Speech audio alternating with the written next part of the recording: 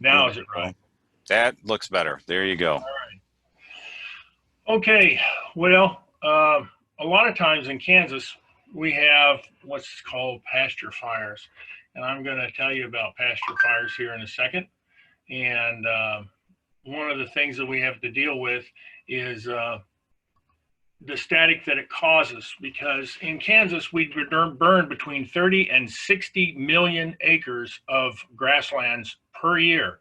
And that generates a ton of dust in the air, which is all statically charged. And so our whole environment is a ton of static. And so why the concern for static electricity? It'll ruin your front end of your receivers because they can get too much large static on the antenna if your antenna isn't taken care of correctly. And it can be a fire hazard. Lightning is a form of static electricity and can burn things up. It can ruin your filters and your preamplifiers by overvoltage the front end of their components within all of them and short them out.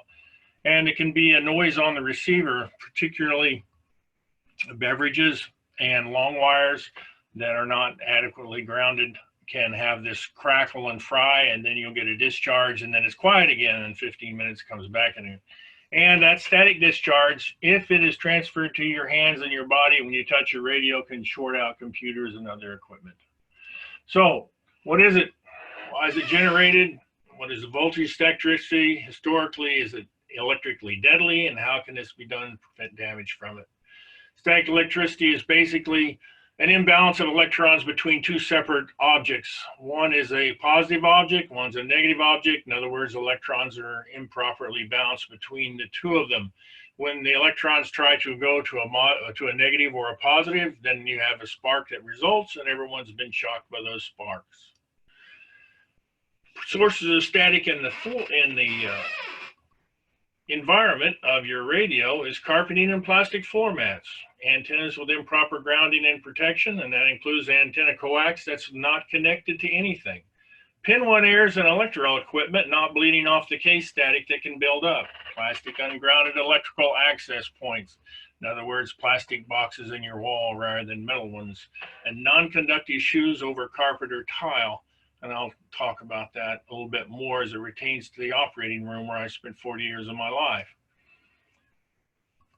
In the outside of the shack, antennas are a big source of gathering static electricity, and your coax actually is a capacitor, so it can store energy. Your tower is another source. If it's ungrounded correctly, it will store static electricity. And it's a big source for the big static, which is a lightning strike. A rotator cable and any switching control lines to any outside, because they're long, static can build up along them. Dry climates with low conductive soil. You have more of that in desert areas with low humidity. Insulated towers use a driven element, 160-meter towers and so forth. Ungrounded towers used to support a beam. In other words, not correctly grounded towers, and broken up guy wires. It's always caution never to walk up and touch anybody's guy wire, because if it's above the insulator on both ends, you can get a buzz off of it pretty badly when the center connection goes to ground through your body into the soil. Any ungrounded antenna, any vertical, any Yagi, dipoles, loops, long wires, all are nice static electricity gatherers. The ungrounded shield on long coax runs, that's a big static director. In my house, I have 100 feet of coax that goes from the outside to my shack. So inside my house is 100 foot long of coax. Coax shielded insulated from the tower legs. So if you run coax down a tower leg and don't connect it to the tower, it will function as a static conductor. Coax not hooked to anything, it's non-terminated. Therefore, it doesn't have any way to ground itself out. Loose runs of coax behind the radio table. You just had a capacitor right there. After all, coax is a capacitor. And it's rated, interestingly enough, in picofarads per foot. So you can use it as a capacitor itself. This is a CN tower in Toronto, Canada. It gets struck by lightning 80 times a year. And they terminate that so it doesn't blow up anything by 52 ground rods. And if you've ever been to the CN Tower in Toronto, it's quite an amazing thing to look at their ground system. This is my CN Tower. It's 38 foot of Rowan 45G and it's bracketed to my house. Bracketing a tower to your house, if it is not correctly terminated, is a nice way to start a fire. In Arc City, it requires a tower to be bracketed to your house. Under 62 feet is the maximum height limit. You got to bracket it to your house. Otherwise, 140% of the length of the tower has to fall within your own yard. And so most yards wouldn't be able to have a tower at all unless you bracket it to your house. In the backyard over here, you can see there's a vertical. That's a 33-foot vertical way back there. That's also has rules and regulations on it. It's a great static electricity connector. This is a Navissa 5 made by JK Antennas with here, the 6-meter add-on. I was building this in my front yard, and it is a spring day, actually. Humidity was about 70–80%. And I was connecting these elements on, and after I got about 3 or 4 of the bands on, I walk up and touch the thing, and I got whacked pretty hard. What it is, if you see this thing that's got 2x6s with a stand on the bottom, with a 5-foot piece of 1.5 inch black pipe going through the stand as the holdup for building this antenna. I use that for a lot of construction.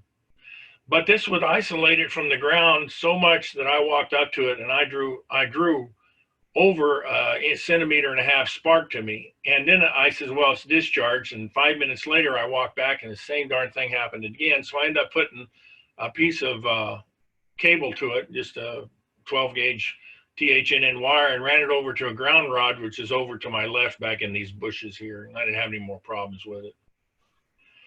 Every centimeter of arc is 30,000 volts or 75,000 volts per inch. Lightning a 1/4 mile away, 1,320 feet, a 1/4 mile. You do the math on this, and that's 1.88 million volts. Excuse me, billion volts. So basically 1.2 billion volts near the strike area is a huge electron load to everything around the area.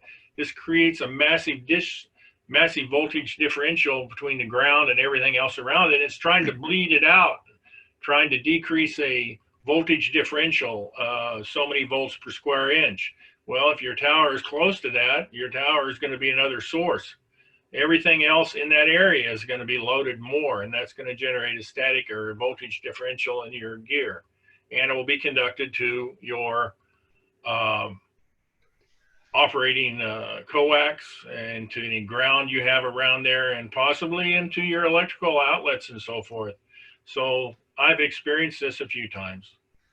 I used to have a tower that was 75 feet tall, and I had another, and I was losing coax all the time because I'd get hit on top of the tower, and it would blow my coax out. Over a period of 5 years, I replaced about 2,000 feet of coax until I figured out how to take care of it, and I'll talk about that later. Static electricity is entropy at work. It's the equalization of electrons between one source and another. Entropy, everything seeks its lowest form of energy. In other words, if it's not moving, it has no energy. Kinetic energy going to non-kinetic energy, non-stored energy, dissipated energy. Water runs downhill because it goes to the lowest point. No kinetic energy. Ball bounces each time its energy is dissipated. And electrons will flow through the same thing. The voltage equalization is reached, an isoelectric state. Static electricity can damage coax. One of the things you have to understand is that coax is insulated by a sheath, and that sheath is predominantly made out of PVC, polyvinyl chloride. Depending on the thickness of the sheath, usually about 1 millimeter or so, you get about 10 to 30,000 volts of insulation. We already established that a static charge of 1 centimeter jump is 30,000 volts. So therefore, coax can easily not insulate itself from anything greater than 30,000 volts. Here at the bottom is a link to all of the properties and electrical strengths, in other words, insulating qualities of different polymers, from polyethylene, polystyrene, you name it, polyvinyl chloride, to Teflon, PTFE, and so forth. It's a pretty interesting thing to look and see what you're doing, including glass. Coax damage. Have you seen sparking jump from the tip of your finger to a light switch in the winter? Have you been shocked by touching another person with a different static charge? Now, I've seen a 30,000, I've seen a 1 centimeter jump to me. And that explains why computer parts are packaged in static guard mylar packaging, and why static pads are used for assembly of electronic components in computers and other electronic equipment. Wrist guards with leads connected to the pads are used to equalize the voltage of the human body and discharge static before touching the assembly. Well, some people are really cheap and they don't want to use static pads. They build a lot of computers and assemble K3s in other people's houses. And one thing you can do if you don't have a static pad is take your shoes off, barefoot, put a towel down and spray it with light misted water, and no static is there. Therefore, you put your hands on the towel, and if it's lightly misted, it won't mess with anything electronic component, and you fold the towel over so that the water that you misted is not there. And that'll cut down on any static you have, seemingly. I've never seen a static jump from that whatsoever at all. That's a cheap way to do it in an emergency if you don't have the access to something that you need. I don't necessarily recommend it as a standard operating procedure for assembling a computer or a K3 radio. Static electricity. This high-speed thing, I'm sure you've all experienced this. That's 1 centimeter. You don't really know if you're charged up or you're not charged up. You don't have a clue.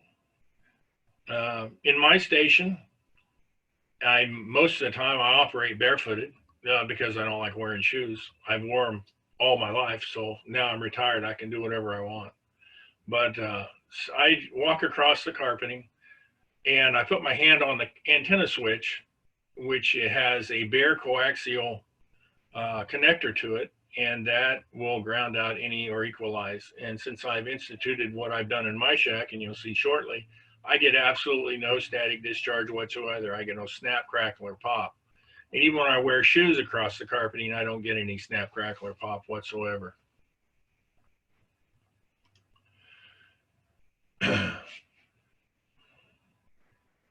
If you have an antenna that stores it, you can perforate the sheath.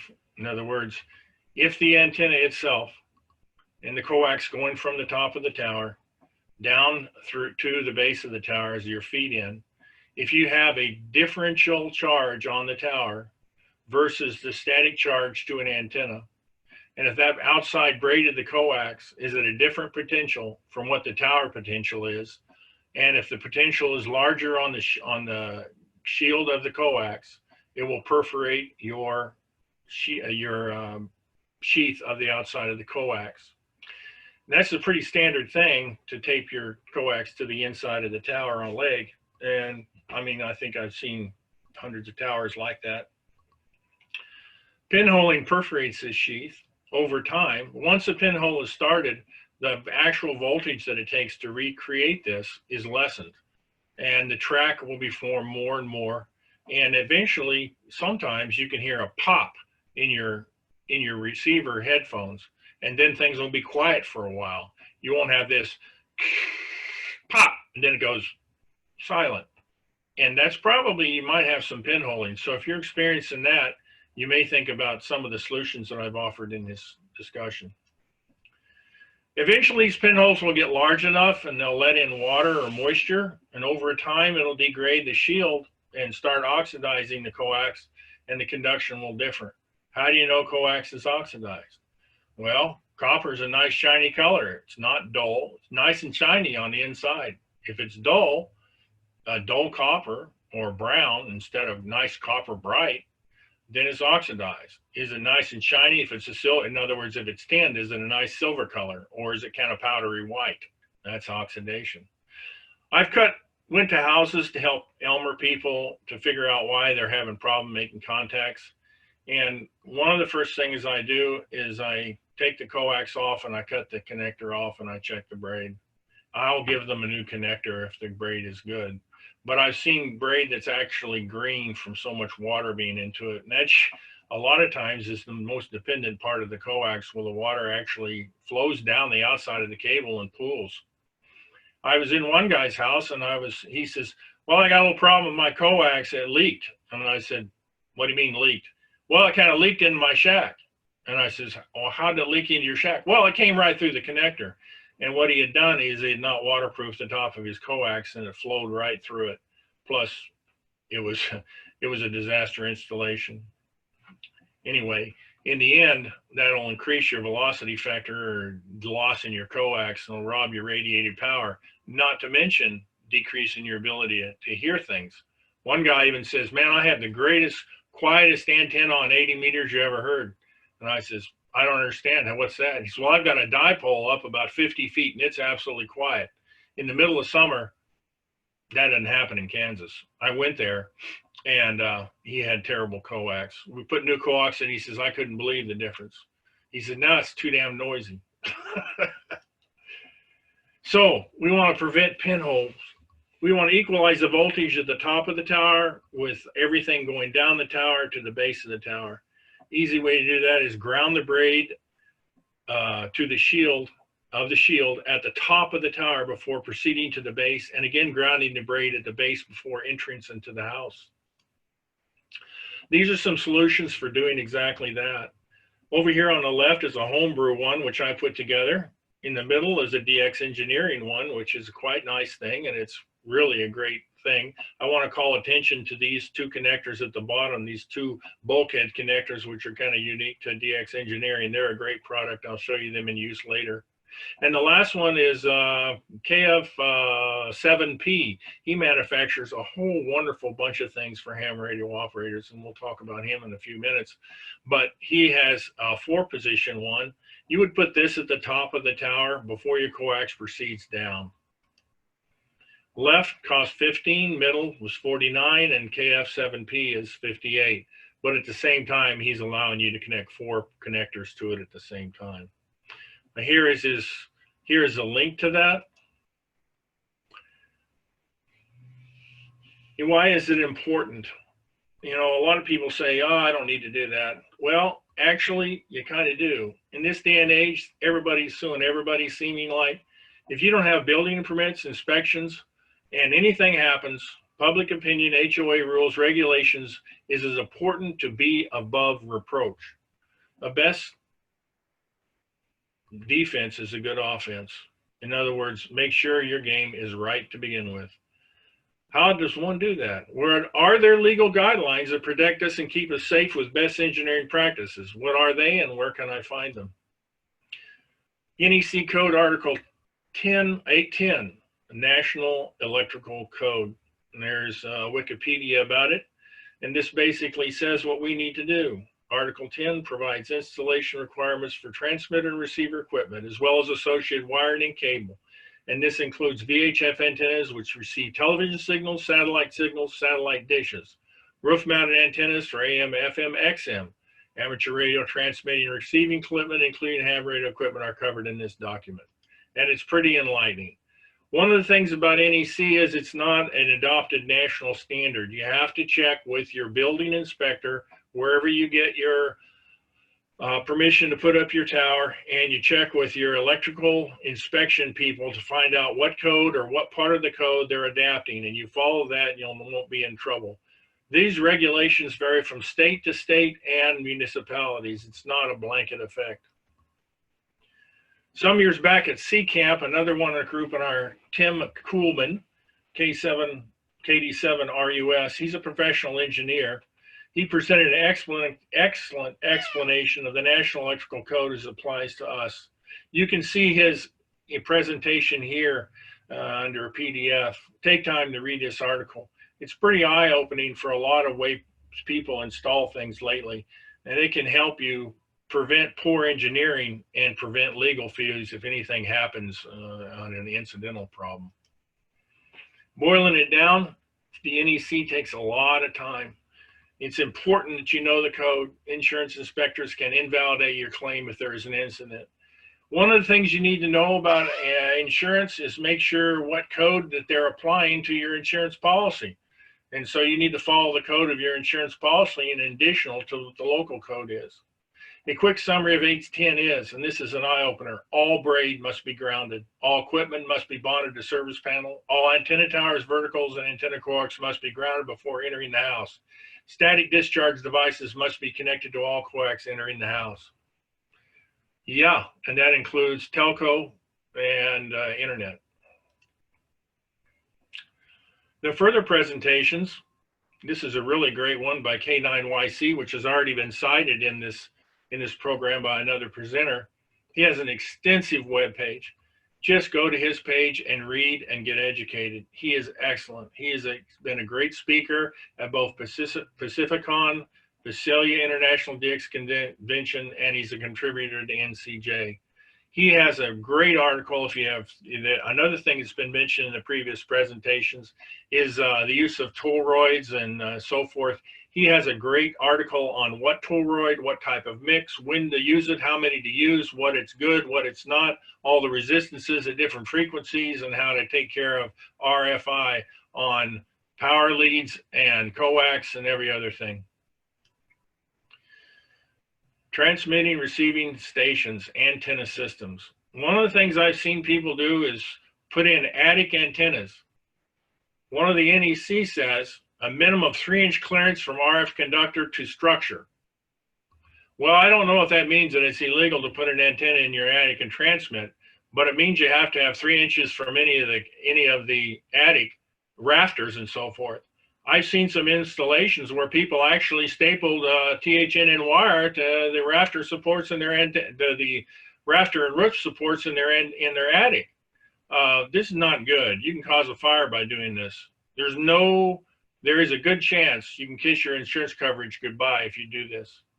And I understand HOA and I understand all that stuff, but you know, it's just not worth the effort. And it's amazing how even 5 watts can give a person a buzz and cause a spark. One of the things that's important is being able to bring an antenna into your house in a very safe manner. And there is a ton of ways to do this, but it all comes into the thing of what's called a Hoffman Box. That's a general name. You can Google that. You can go on Amazon and eBay and look them up. But I used Hoffman Box, and I use it and other suppliers like the Engineering. They supply an access box, but it's made of plastic. I know that plastic in Kansas is just a disaster waiting to happen because of the UV that we get here, or any place that has a lot of sun. Plastic just doesn't last. I don't care how good a UV protection you put in plastic, it does have a lifeline. If I want to do something, I want to do it right. And I want to do it right so I don't have to do it over again every 5 years. Okay, a Hoffman Box also provides other things. It's a secure access point away from curious beings. 2-legged, that would be bipeds like you and I.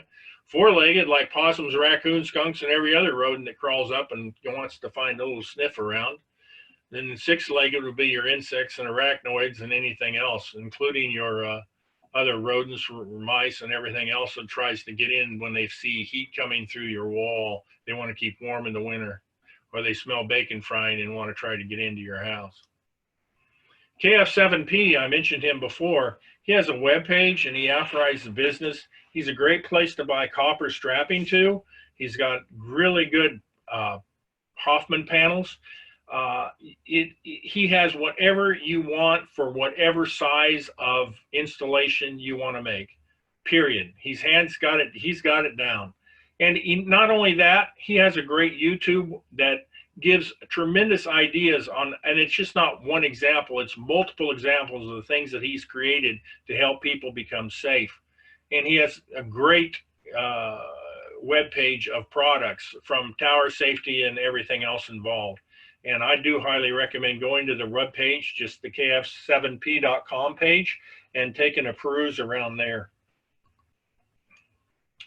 Okay, Hoffman Box, static electricity. Well, me being thrifty and wanting something that I made, I like to homebrew things. And I fabricate everything that I possibly can to save money, and because I don't have anything else to do.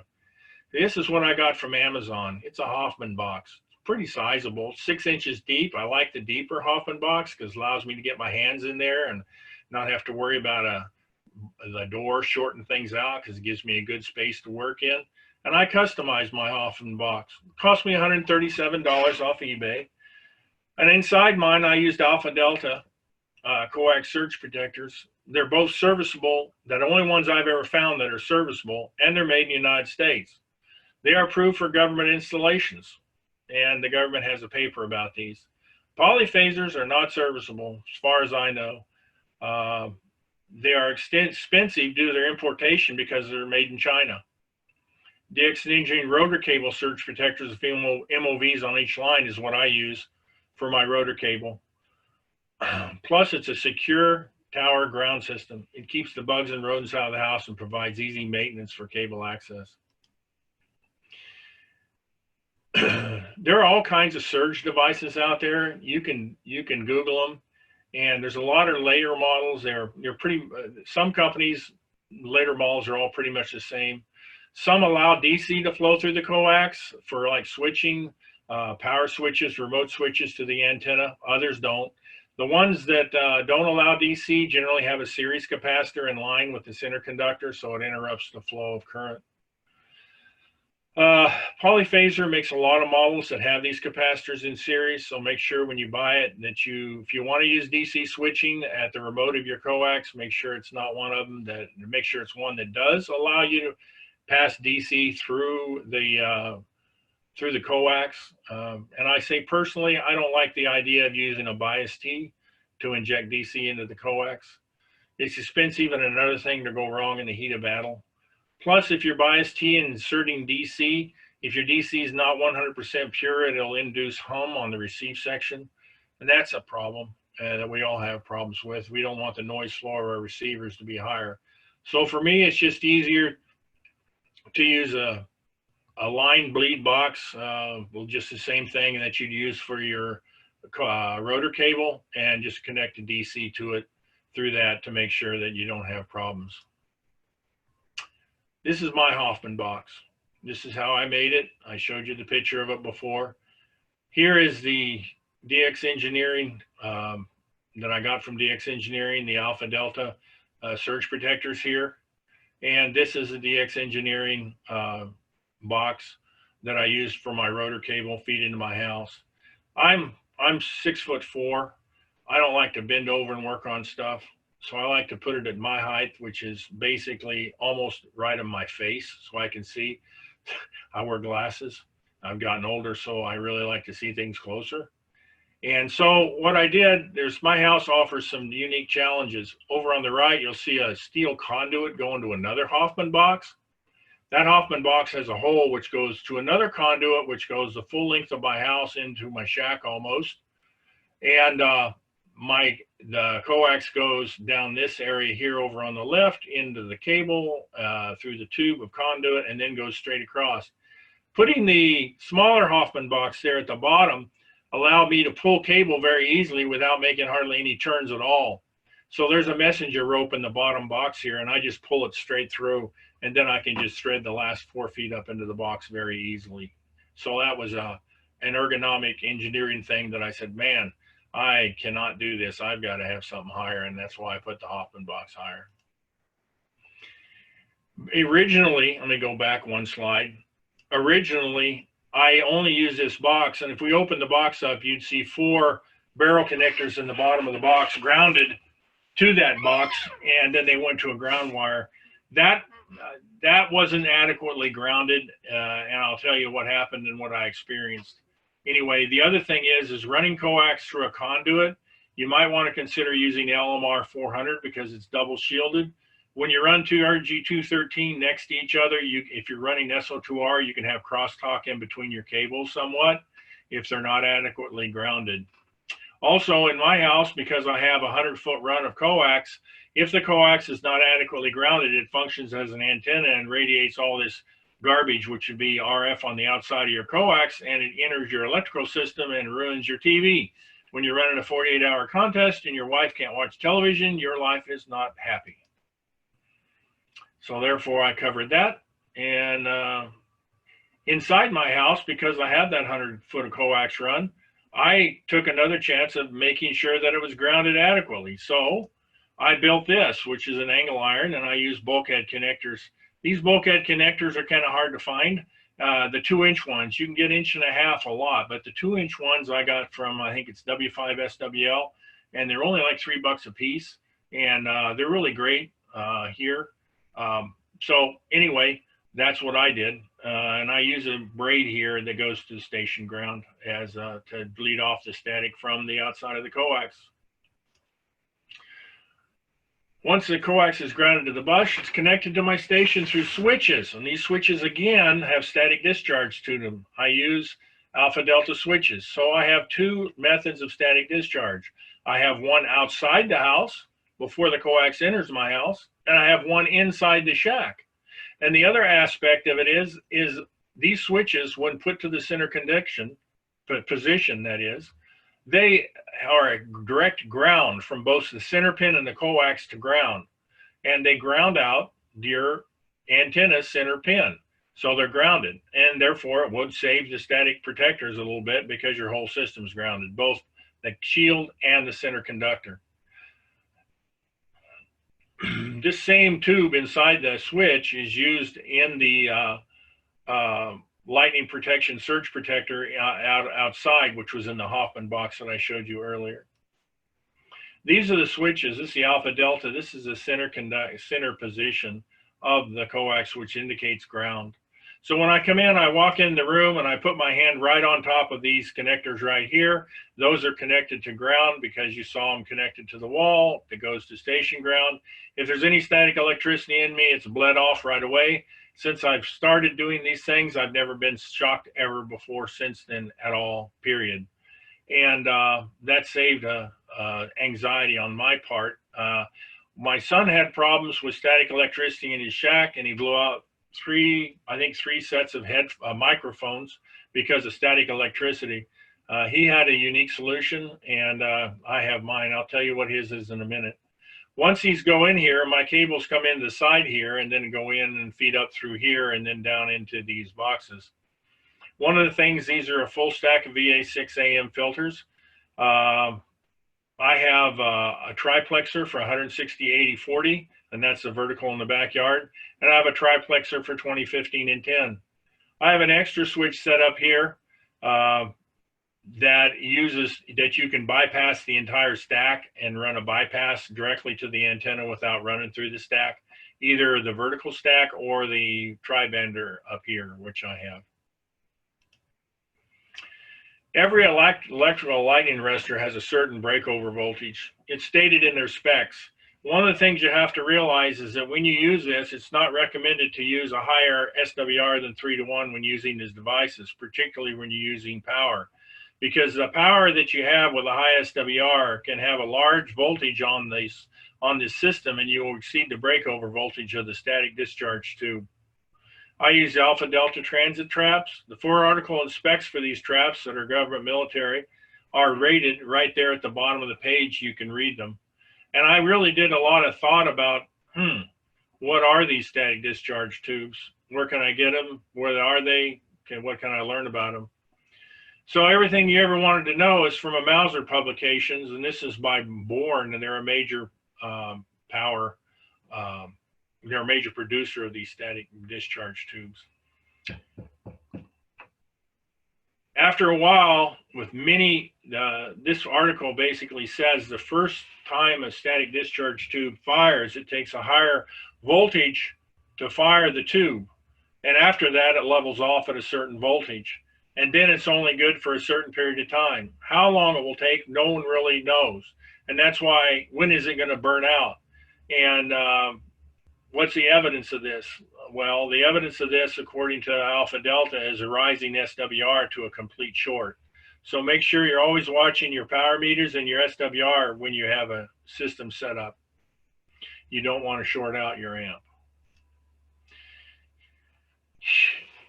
We've talked about static coming in from your antennas and your coax and everything, but you can also get problems with surge to your AC access points. Huge surges can come through your AC line, whack your equipment. This can also become when a transformer blows up. Any number of things like ice on the line, having the lines contact high voltage and causing a large arc and spark on a 48,000 line going through your backyard before it hits your pole peg or something like that. These higher voltage will try to seek with this equalization, and they may find their way into your equipment through your 110 volt supply. Interestingly enough, in my house, which was built in 1965, I came into my house and I'm doing all kinds of things to eliminate TVI within my house. And I says, man, I got to connect this to my AC panel. Interesting enough, my AC panel in my house passed inspection and I couldn't understand why. It did not have a ground rod connected to the panel. And when I asked the electrician, the professional electrician came, he said, well, code says at a certain point in time that actually grounding from the pole was adequate if the pole was grounded from the drop to your house. Wow. How many poles have you seen have a faulty ground, and when was the last time their ground was actually checked by an electrical company? Be careful. So what I had them do is I installed a ground rod and connected it directly to my household panel, and that solved a whole bunch of problems. The second thing is on AC access, I use a trip light protector, and I've used all kinds of surge protectors, and a lot of them have plastic outside coverings. I don't know what kind of RFI that prevents, but I'd say 0 because plastic doesn't insulate zip. But this trip light, and I think I went back too far. This trip light has interesting things. In this particular one, they have toroids and MOVs. So, and they isolate each RF outlet. That would be two of them at a time. Each this is an outlet here, but there's 2 plugins to that outlet. They're isolated with MOVs and toroids. So electrically, they're pretty quiet. So whatever you plug into them doesn't go any farther than the outlet. I always mount these high. And I don't know, I got restless legs during the contest. I can get excited and not think about what my feet are doing, and I'll end up kicking plugs out if I don't put it up high. Trip light. They're not cheaply built. They're hospital approved for high off environments, and I'll talk about that in a minute. MOV and toroided. And they have a circuit breaker in there. That'll break off if you have problems with some shorted equipment, and then they'll switch off. And they also have sensing circuits to indicate which surge is happening, and there's lights on the front panel. And this, because the housing is metal, it protects stray RF from getting back into the AC line and then coming right back into your receiver. And so I'm pretty quiet from the AC from this side. One of the things that has another problem with static and noise in your receiver and RFI in your house is pin 1 connectivity. Pin 1 can potentially cause huge ground loops. And this is particularly true in houses that do not have three-prong outlets correctly installed. That ground needs to go to that pin 1 needs to go to the AC panel, and that should be connected to your station ground and to your every other ground that there is. And if you don't have these pin 1s connected, this RFI, that loose ground or the pin 1 is going to function like an antenna, and it's going to feed RF back into everything in your shack.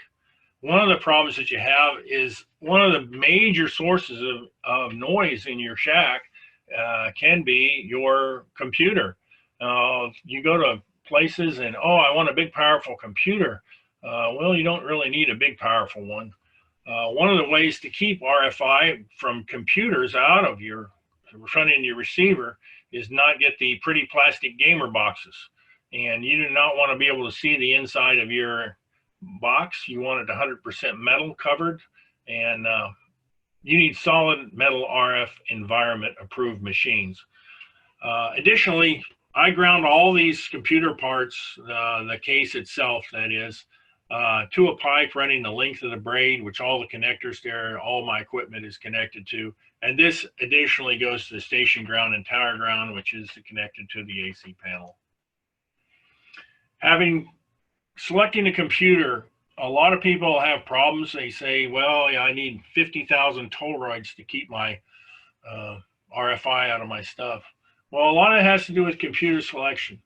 I spent over 40 years working in hospitals when we had no computers whatsoever at all.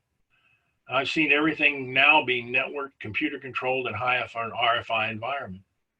I've witnessed all kinds of problems with computer systems, equipment that emits RFI in an unshielded manner. And telemetry, electrocardiometry. Electrocardiometry is like a spark gap transmitter. And these spark gaps can actually put RFI onto a monitor screen, making it you can't see it at all. So these things have interfered with all kinds of operating healthcare systems and everything else. So pin 1 is a problem. If we do not have a correct static electricity in pin 1, they function any RFI from any of the generating machines will get on pin 1 and use it like an antenna and radiate it to everything in the room. This is pin 1. This big ugly thing. Go back one, I clicked it too much. This is pin 1, this big ugly thing. People have pulled these things off, pulled them out, and plugged them into 2-prong outlets. Don't ever break it off. It just ruins your life. This is 88 cents worth of destruction. I never use these, never will use these. You see the selection going all the way to the service access panel. Install 3-prong plugs whenever you can. Don't use this as an excuse. Don't count on the center conductor screw on your faceplate of your plug-in to actually be grounded, because that's what this is counting on. If you don't have a ground inside your box and it's not installed correctly, you're not really doing anything. This is where I worked for 40 years of my life. This is a monitor back here, a monitor up here, a brainwave monitor here with 5 electrodes connected to the skull. This is a computer, it's an anesthesia machine. These are the multiple cables, and all these cables are connected to the patient. Every one of these has an RFI transmitter in it that's actually hooked into Wi-Fi for billing. And all of these chemicals up here are electrical conductive, and they go into a central line which goes into the heart. Wow, patients has a problem if you have stray RF in the room or causing static electricity, because it'll go into the heart, they can actually stop it and defibrillate the heart at the bad time. All these machines are connected. This pillar up here has 40 connectors in it for AC. It's amazing. I'm not showing the other half of the room with heart-lung machine on it either. As you can see, there's all kinds of things. Micro current leakage. We have panels in each room, and they have defaults for micro leakage. Each panel is isolated with isolation transformers, and so it's isolated from the main power of the hospital, and that protects the surge coming in from the outside. When people have problems with pin 1 connection, this alarm goes off. When it's a problem with the OR table, it's a disaster. It's really kind of dangerous. So the OR table is a really important thing to check. Because of my job, it taught me to inspect any wall part system as a part of the system check on my anesthesia machine. I was not very popular taking a pair of side cutters and clipping the plugs to prevent equipment from being used. I did tag them and send it to engineering for repair and preventive medicine. And I can't tell you how many times I've heard someone say in the operating room, well, it's only a short case, we won't be here very long, so it shouldn't make any difference. Well, it always made a difference to me because I know what can happen. Hardware selection. If you're going to buy a computer, I don't necessarily recommend you buy it from Best Buy, because most of the time the junk there is exactly that junk when it comes to RF grounding. Many top brand companies, Lenovo and HP, and to some extent Dell, manufacture a really good one. You can get it directly from the manufacturer, and you can get it from Amazon or Newegg.com. Some say it'd be too expensive, but that's not true. Lenovo makes PCs that are hospital approved. These work great and can be had for a song. Buy a refurbished one for under $300, and they should be rated a Class A product. It means they're pretty much spotless when they're refurbished. You'll get an i5 or an i7, 5000 series of processor or greater, 8 to 16 gigs of RAM, 250 to 500 solid state drive, 2 outputs, 4 monitors in a box, 6 USB ports, wireless antenna for internet access, plus it has an RJ45. One of the things that's important to do is when you're buying a switch in your house, don't get a plastic one. Get a metal boxed RF switch so you can actually put a ground connector on it and connect it to everything. These are the models that I recommend. This is what they look like. I like the Lenovo. It's always worked for me. I've recommended it to other people, and they've been extremely happy. These are the model numbers.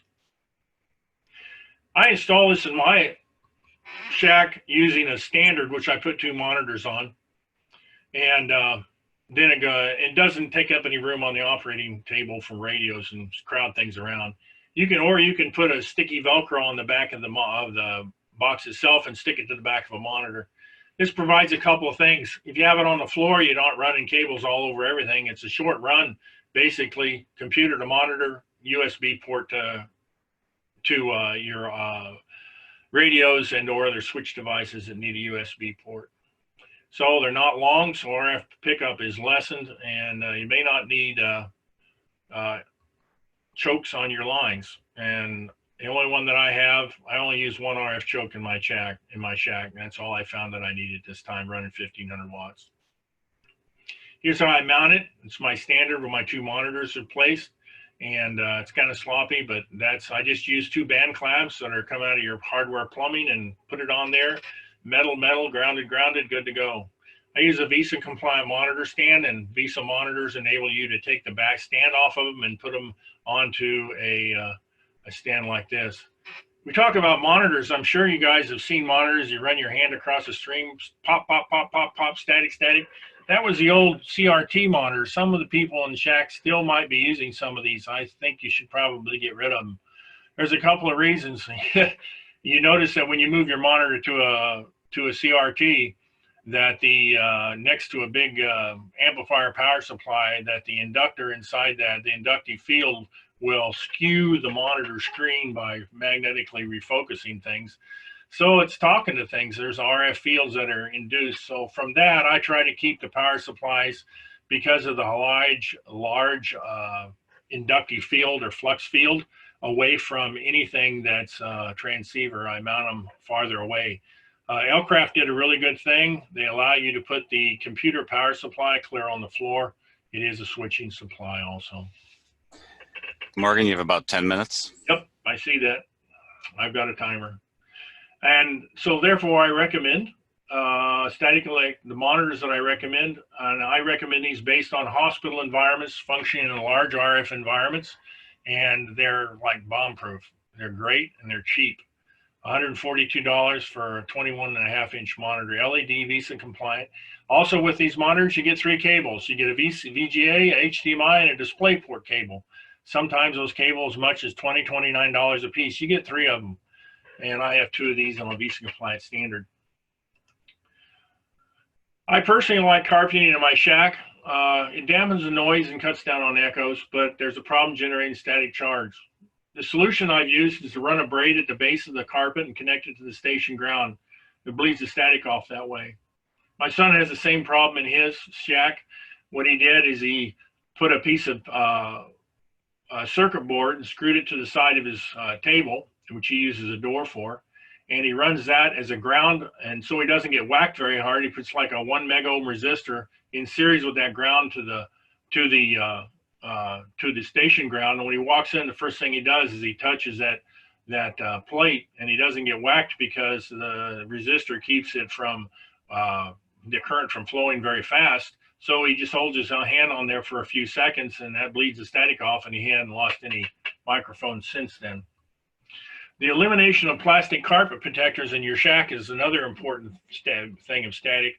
I'm sure everybody's seen these acrylic rod or plastic rod whipped on wool when they were kids in general science or in physics class generating static. Well, you just did that by putting a plastic carpet protector over carpeting. So I switched to something less, more static free, and that's a bamboo carpet protector. You can get these at Best Buy. They come in a few colors. I just use natural bamboo. I don't get any static shocks, but on the other hand, I operate in most of the time, just like right now, with no shoes on and bare feet, and that decreases static buildup in the human body. This is what it looks like under this carpeting. This is the bamboo carpet protector, and here is the static that goes from my station and bleeding static from the carpet and goes to ground. Do you have a miniature CN tower in your backyard? Is it grounded properly? Does it create a voltage differential to the coax, the rotor cable, and control lines? Verticals are that exact thing. Needless to say, one day I had a high gain high tower. I touched it on a hot day, and I got whacked pretty bad. But on the other hand, it wasn't nearly as bad as the time I took 5,000 volts at 3 amps and pulled a 20 amp 220 circuit breaker. I spent the night in ICU, got an echo in the morning, and all the nurses called me Sparky or Buzz, and they asked me to fix their toasters.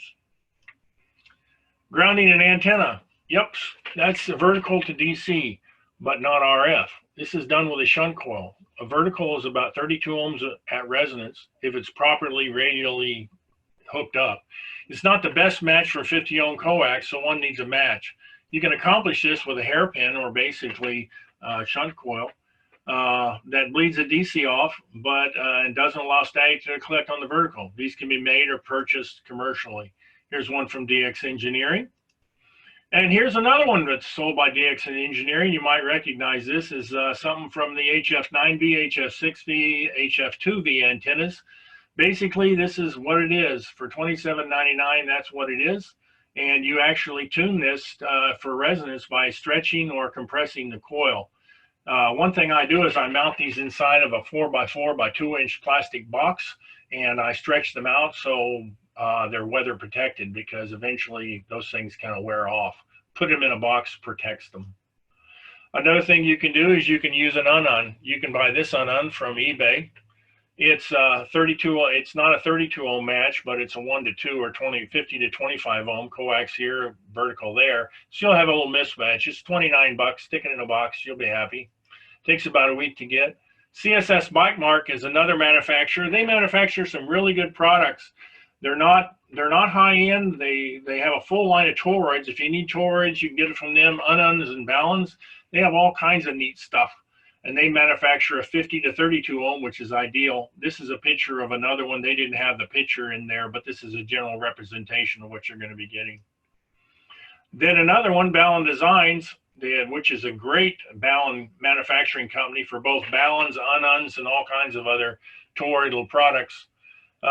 They make one exactly 32 to 50, and it's $79 for a 2 kW. Up here is where you connect your ground, and this is where you connect your antenna. And you can see that this connects to us through the coil, and both of these wires will test continuity, but to RF it's a good thing. So it bleeds off DC. Another way to provide grounding to your vertical, DX Engineering has what's called a radial plate. It's a really fine construct made out of stainless steel.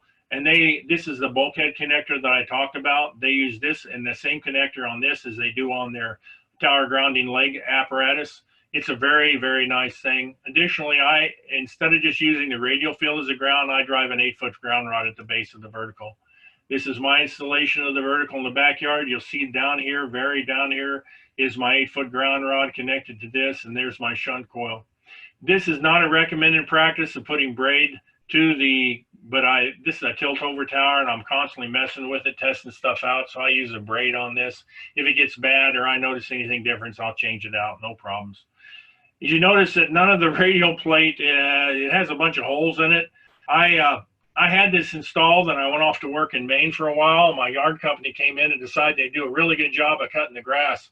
And they took their industrial strength weed whacker and they cut off every radial from this plate. So I had to put a sub plate underneath here, and you can see some copper tubing that I put around. And then I put number 10 copper here. You can even see where they even tried to whack it and bend this copper wire that I connect the radial plate to. You just can't teach some people. Products. Many anti-aliasing static protectors are a problem. They're really, some of them are just junk. The initial one, there's one in the handbook that showed just a spark gap, an arc gap, and these gaps will function like a welding rod. There's many of these products out there, and you can Google lightning arresters and you can see some of these in great surprise. One piece that was really actually a piece of junk, but it was best we ever had because that was before static arresters were a thing. This is when I was 13 years old as a novice. I had this static arrestor on it, and you'd hear it static build up, you'd just pop in your headphones, and the static would be gone, and then it build up again over 50 minutes, and another pop. Well, one of the problems is that this particular product allowed you to adjust it, and you can see how coarse the adjustment is. This is a Blitz Bug. By today's standards, you can see what I think of it. Anyway, there's nothing other than a gap in there, and you can readjust the gap with this bolt. to the point where you can actually short the center to the outside connector and short your whole radio out. Many companies copied this pattern of manufacture back in the day. Some of them improved about it. Some, if they're cheaper, they're 20 to 50 bucks a piece rather than 65 to 70 for a regular lightning arrestor, and then you have to mount it and all that stuff. But it is a way to do it for as cheap as you can.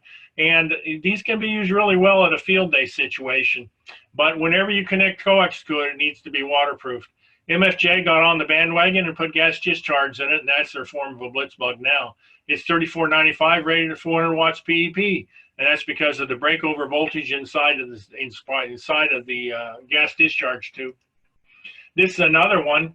It's rated at only 100. It's only rated 230 volts, which basically gives you a 100-watt unit only. Again, each of these say no greater than 3-to-1 SWR. Now, for those of you who love high SWR and you want to use ladder line, well, yeah, they make one. It's DX Engineering makes one, and they also make a repair kit to it, and that's cited as one of their accessories. And one of the problems with high SWR anywhere is that voltage exceeds this discharge tubes and can burn them out over time. So they offer a repair kit, and you can see the 2 static discharge tubes here. You can see capacitor, capacitor, and resistors also. Morgan, you're currently out of time. Okay. Anyway, summary, conclusion. Use gas discharge tubes, bleed static, lightning, twin lead. Everything's got to be grounded. AC panel MOVs, prevent static discharge. And in the end, the book to live by. This is the Bible. This is pretty much what I did. I have no static lightning surge problems. N0AX knows his stuff. Check out Ward Silver on YouTube. All right. Thank you, Morgan. Used up all of his time giving us a lot of information.